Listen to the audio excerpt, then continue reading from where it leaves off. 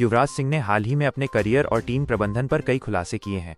उन्होंने धोनी को कप्तानी देने के फैसले पर सवाल उठाया और कोहली शास्त्री पर सीनियर खिलाड़ियों को सम्मान न देने का आरोप लगाया। उन्होंने रोहित और विराट के भविष्य को लेकर भी टीम प्रबंधन को चेतावनी दी है, उनसे स्पष्टता की मांग की है। युवराज ने अपने करियर के अंतिम दौर में सम्मान की कमी महसूस की। उनके बयानों ने क्रिकेट जगत में बहस छेड़ दी है। आईपीएल 2026 में पंजाब किंग्स ने चेन्नई सुपर किंग्स को हराकर पॉइंट्स टेबल में शीर्ष स्थान हासिल किया, जबकि चेन्नई लगातार 2 हार के बाद सबसे नीचे है।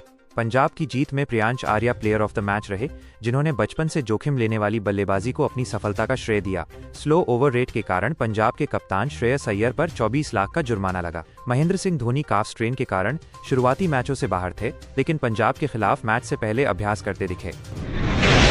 ईरान और अमेरिका के बीच तनाव और बढ़ गया है। हाल ही में ईरान ने कुवैत की तेल रिफाइनरी और पानी के प्लांट पर हमला किया है। ईरान ने अमेरिका के 48 घंटे के युद्ध विराम प्रस्ताव को ठुकरा दिया है। संयुक्त राष्ट्र सुरक्षा परिषद में बहरीन ने होर्मुज जलडमरू मध्य में जहाजों की सुरक्षा के लिए रक्षात्मक कार्रवाई का प्रस्ताव रखा है, जिसका रूस, चीन और फ्रांस विरोध कर रहे हैं। ईरान ने अमेरिकी पायलट का सुराग देने वाले को इनाम देने की घोषणा की है, जबकि अमेरिकी सेना ने एक चालक दल के सदस्य को बचा लिया है।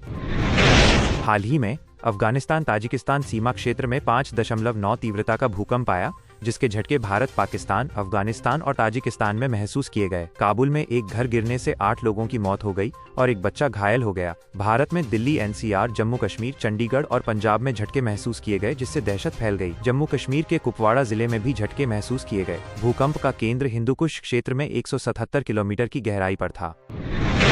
अहमदाबाद में एलपीजी आपूर्ति बाधित होने की आशंका के बीच रेलवे स्टेशन पर अफरा तफरी का माहौल देखने को मिला। प्रवासी मजदूर अपने परिवारों के साथ जल्द से जल्द घर लौटने के लिए ट्रेनों में चढ़ने की कोशिश करते नजर आए। पश्चिम एशिया में चल रहे संघर्ष का असर भारत तक दिख रहा है, जिससे ईंधन आपूर्ति और रोजगार पर संकट गहराने की चिंता बढ़ गई है।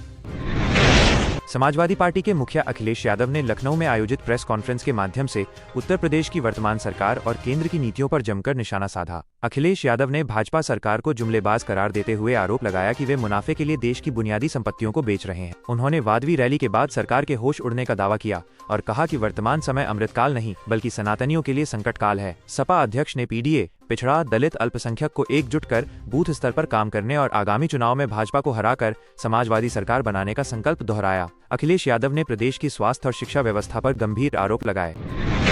केरल में विधानसभा चुनावों के बीच सियासी सरगर्मी अपने चरम पर है। प्रधानमंत्री नरेंद्र मोदी का 4 अप्रैल को होने वाला दौरा सिर्फ चुनावी कार्यक्रम नहीं, बल्कि राज्य में बीजेपी और एनडीए की ताकत दिखाने की कोशिश के तौर पर भी देखा जा रहा है। तिरुवनंतपुरम और तिरुवल्ला जैसे अहम इलाकों में कार्यक्रमों के जरिए पार्टी बड़ी संख्या में वोटरों तक पहुंच की रणनीति पर काम कर रही है।